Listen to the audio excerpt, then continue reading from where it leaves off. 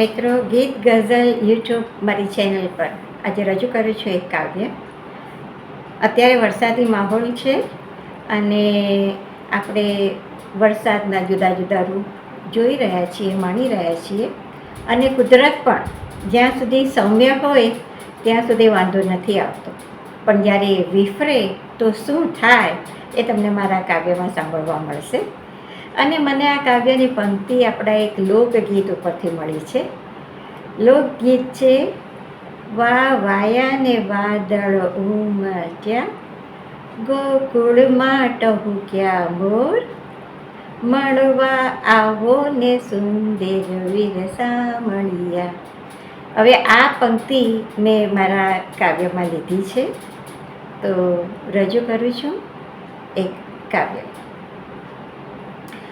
વા વાયા ને વાદળ ઉમટ્યા, ત્યાં સુધી તો ઠીક છે મારા ભાઈ. વા વાયા ને વાદળ ઉમટ્યા, ત્યાં સુધી તો ઠીક છે મારા ભાઈ.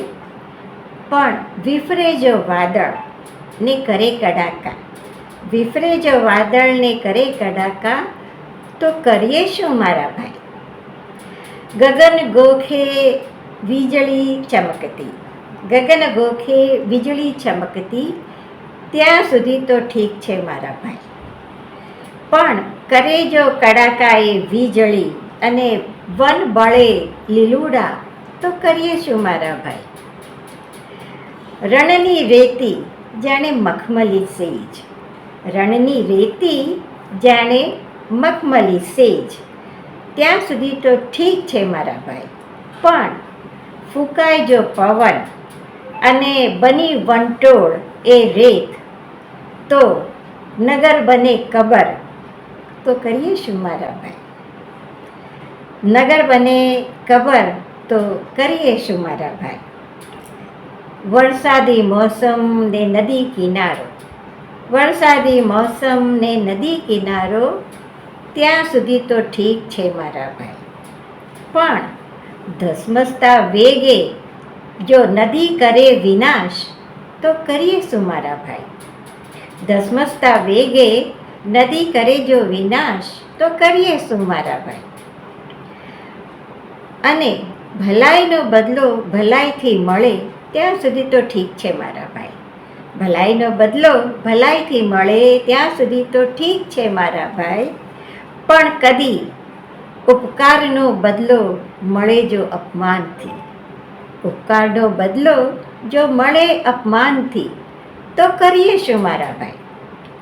વા વાયા ને વાદળ ઉમટ્યા, ત્યાં સુધી તો ઠીક છે મારા ભાઈ. પણ વિફરે જો વાદળ, તો કરીએ શું મારા ભાઈ. વિફરે જો વાદળ, તો કરીએ શું મારા ભાઈ. મિત્રો, આ કાવ્ય દ્વારા આપણે જાણીએ છીએ કે કુદરતની સાથે જો છેડા કરીએ તો કુદરત એનું કેવું વિકરાળ સ્વરૂપ આપણને જુદા જુદા રૂપે બતાડે છે. દુનિયામાં પ્રલય થાય છે, સુનામી આવે છે અને ભભૂકતો લાવા ચારે તરફ ફેલાય છે. નદીઓમાં પૂર આવીને વિનાશ સર્જાય છે. રણમાં રેતીના એ વંટોળથી ક્યાંય ને ક્યાંય કેટલાય ઘર બધું એમાં ક્યાંય ગોપાયમાન થઈ જાય છે. માટે આપણે બને ત્યાં સુધી કુદરતને કુદરતની રીતે જ રહેવા દઈએ અને એની સાથે કોઈ ચેડા ન કરીએ, તો કુદરત પોતાનું વિકરાળ સ્વરૂપ આપણને ક્યારેય ન બતાડે. મિત્રો, મારું આ કાવ્ય જો તમને ગમ્યું હોય, એમાંથી કંઈ જો શીખ તમને મળી હોય, તો જરૂર મારા આ કાવ્યને લાઈક કરજો, સબસ્ક્રાઈબ કરજો અને જરૂર એ મિત્રોને પણ સંભળાવજો. ત્યાં સુધી Shaila Munsha from Baroda. Bye bye. See you next Monday. By.